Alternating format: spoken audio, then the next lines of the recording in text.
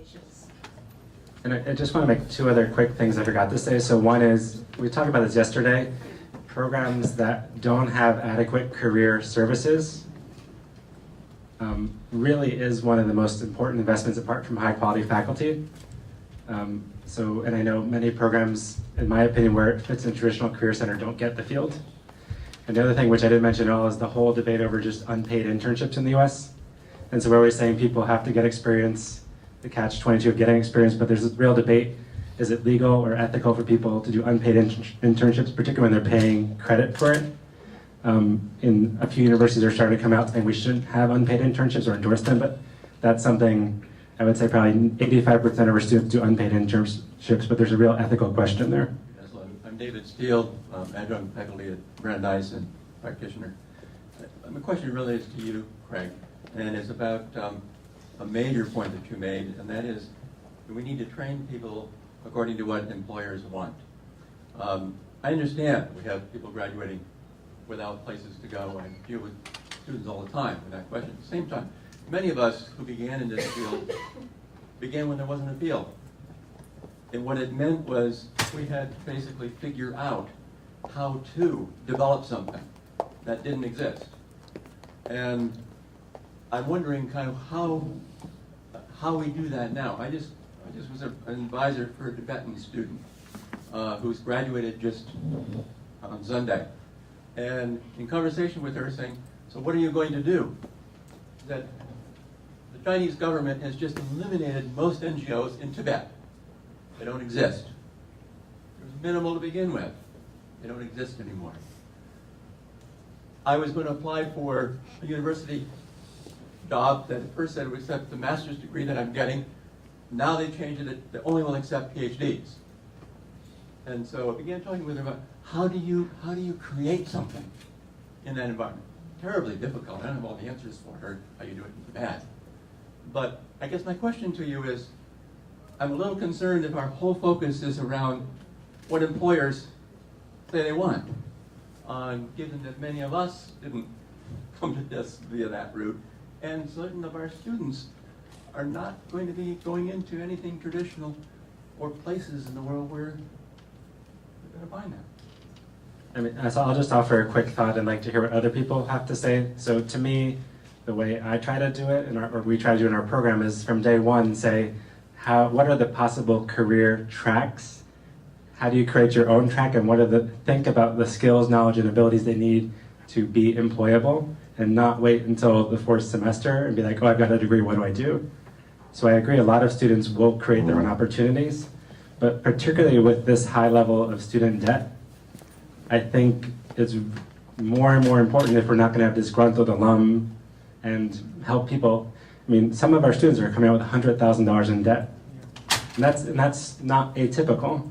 So it's no longer get a graduate degree, have $20,000 in debt. It's like they have to pay $1,000 a month in student loans. So to me, programs have an ethical responsibility to start thinking at the beginning. And then also, not everybody needs to create an NGO. So I said this yesterday, I'm more and more excited. My favorite class I teach is in business and conflict. And so more and more of our alum are going into things that are not traditionally peace building. One of our alums is working for the largest oil company in the world.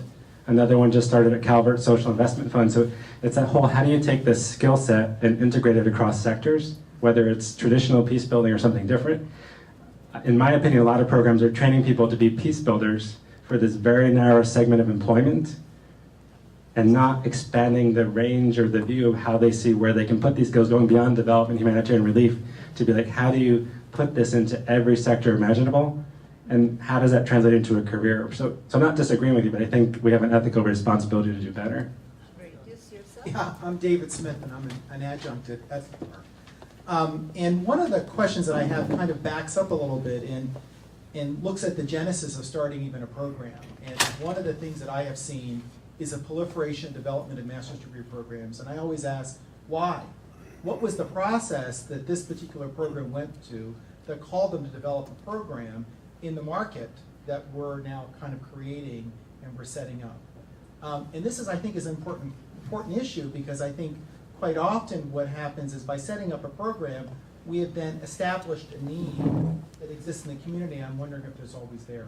The other issue that's connected to that, also about the proliferation of programs, is that are we suggesting that rather than having programs that are defined as peace and conflict, is that what should be looking at is a peace and conflict program or course in an economics program, or in a technology degree program, or in an MBA program?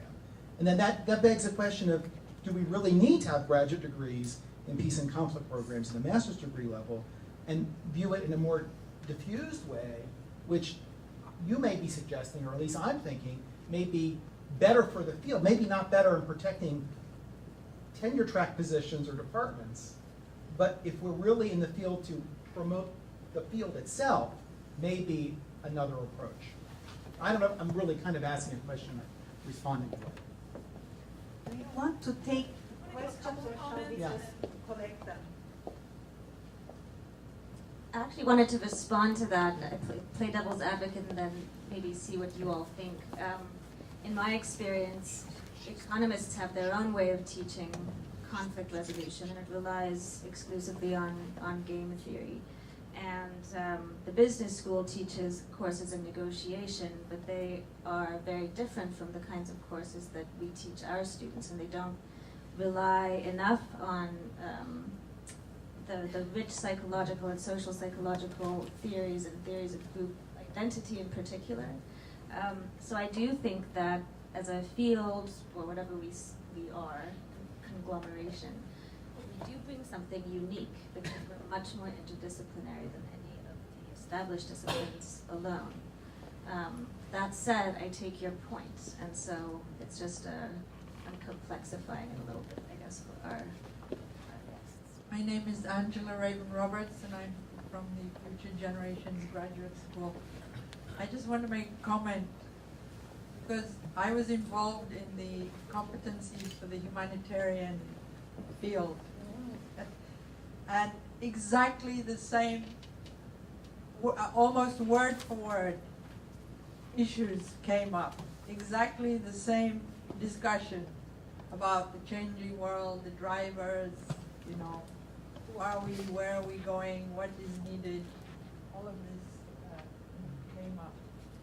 And exactly the same, to pick up on yours, you know, a few years later, it's like, oh my God, what beast have we unleashed?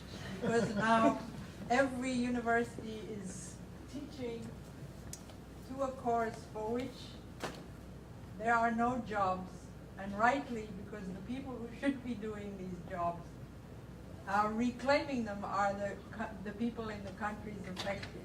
So it has become also a political issue in terms of, you know, what is it you are developing for what agenda, because what are the capacities, and that is the big question. But the last thing is also the key issue that in the UN and the NGOs, I was working many years in both, the key issue was not having, you know, this amorphous interdisciplinary, yes, very good that everybody has an interdisciplinary approach, but the key issue was integrating how well is the water engineer versed in these interdisciplinary approaches? How well is the doctor?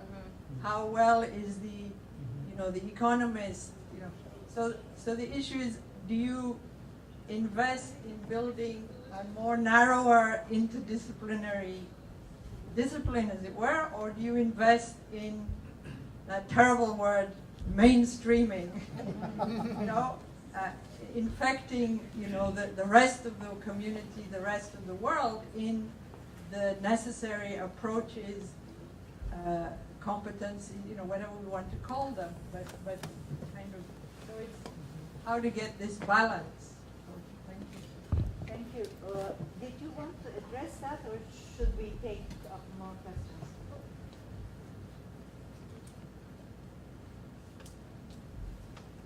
So let me just, yes, absolutely. And for David's question and for a couple of the comments is, if I'm honest, I want to do it all. I want us to be mainstreaming. I want us to also have the spaces where it takes longer to infect people. Unfortunately, an orientation, I think we're teaching affect, behavior, as well as cognition. And sometimes the orientation isn't as easy to catch as a cold.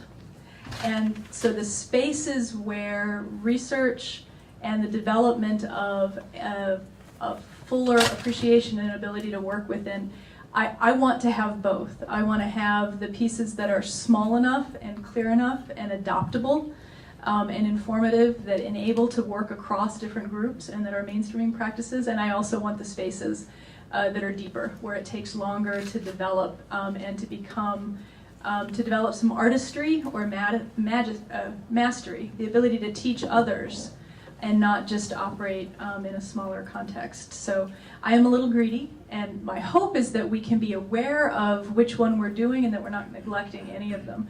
And for David's comment, the piece that I want to say is that we're not immune to the same forces that create, why are there so many NGOs in a conflict zone? It's not that people don't want to cooperate, or that wouldn't it just be much more efficient if they all collaborated and coordinated their efforts towards peace building?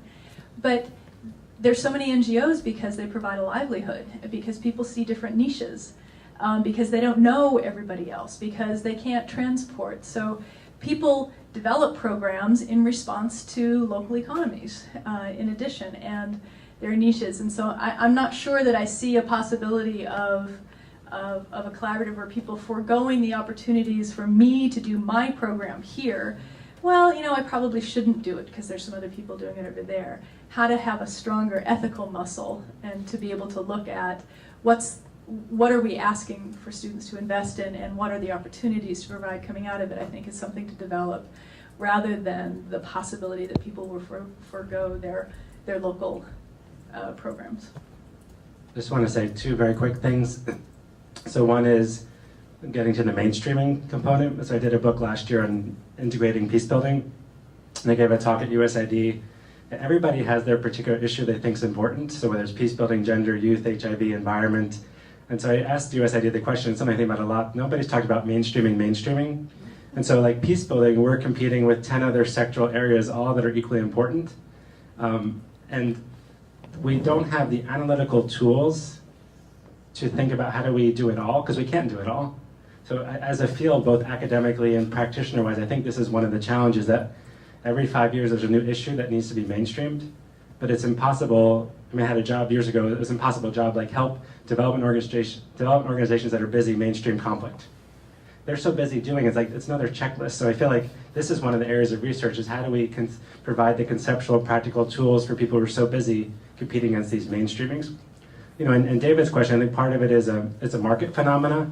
So, as long as our enrollments are healthy, we don't have to answer that question. But if, let's say, in 5 years, I hope they go up forever, and that field just continues to grow and boom. But it's possible in 5 years that maybe our enrollments go down, and then the question has to be, what do we need to do differently? But I think it's something we need to think about more and not wait until that challenge could happen. All right, we have time for a few more questions. This working? Yeah.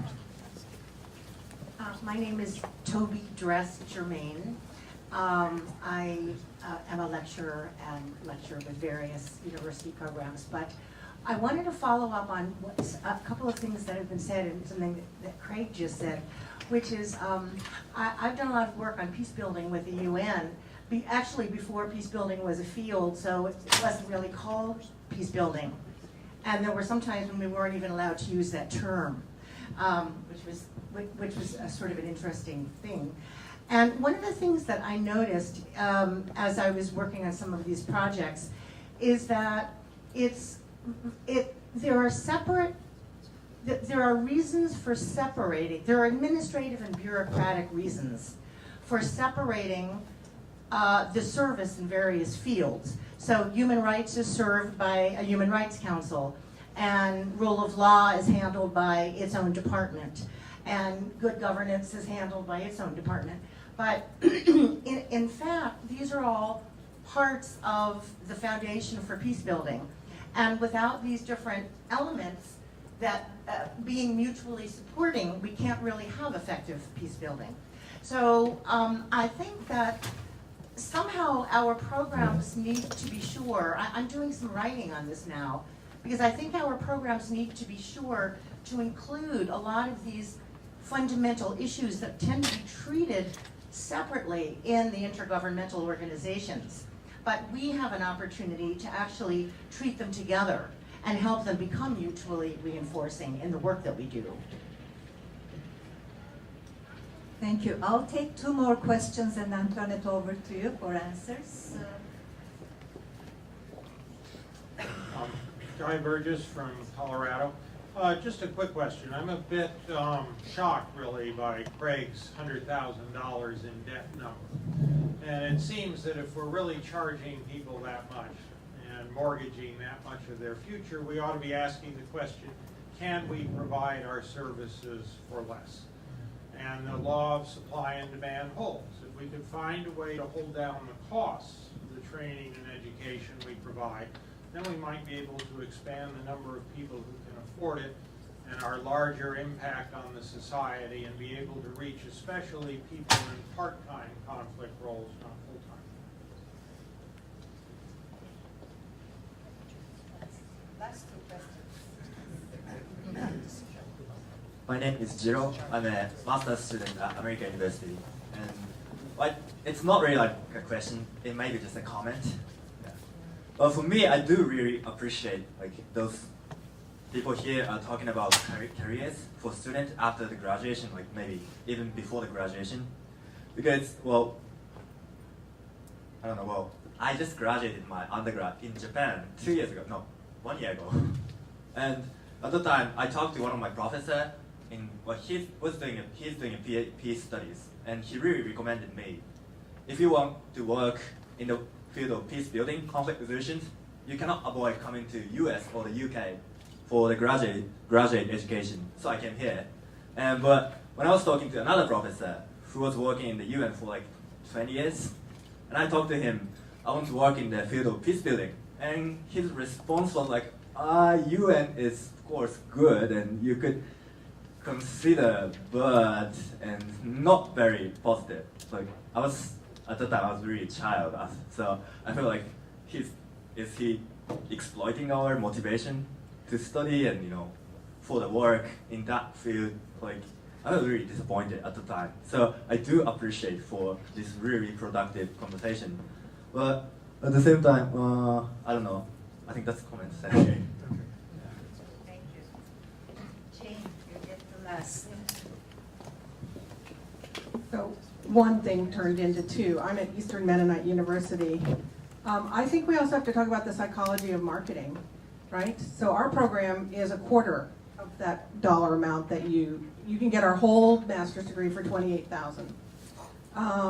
But we're often not seen as a credible source, because if we're cheap, we must be crap, to be blunt. I mean, that's the psychology of marketing graduate programs or educational programs. So and I'd put our program up against all of the other programs in the room and say, I think we do a credible job.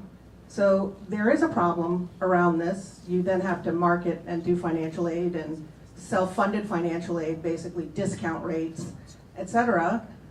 I actually did a little bit of a survey among some of you, and I didn't get any straight answers from you about what you're doing about financial aid or discount rates. So we're not being very transparent with each other about that either. And maybe we need to start an honest conversation about that. So I'd encourage that. The other thing was actually a question to the room. As we were talking about mainstreaming, one of the things that's happening in our program is a lot more of kind of certificates that we're offering or receiving from other disciplines. Like you can go through our program and also get a certificate in the MBA program for nonprofit management and that sort of thing. So we're doing a lot more of that kind of cross-fertilization and competencies. Is anybody else doing that? Are other schools doing that as well? So I would just say 2 things. So one, I think there's a lot of ideas here that need further discussion. So a lot of our $100,000 is not the cost of our degree, but I'm saying between living and tuition, even with financial assistance we give to maybe 15-20% of students, a lot of students come out with that debt, particularly combined with undergrad. Obviously, being in DC has an advantage. A lot of students want to be in DC, but I tell lots of people about EMU. And obviously, we all compete for students, but once they're in our programs, we're trying to build collaborative programming. And I think I dream about when all of us could do what Kroc did, and just if we could, all of us could say we have enough money to let anyone come in the world who doesn't have to worry, who is qualified, who doesn't have to worry about funding. That's my dream. Or that we could get collaborative funding, let's say for 5 programs, and each program gets a certain amount of fellowships. And then one other thing I just want to put out there, be interesting to discuss, is how do we all do recruiting, both ethically and just strategically? And I think there's a lot we can learn from each other, just about how do we attract the best candidates. It's not on the agenda for this year, but it's something I'd be interested to learn. I don't have any concluding thoughts. I have a desire to listen. I think that there's a lid taken off on. We know change happens when and where it can, and it also happens with help.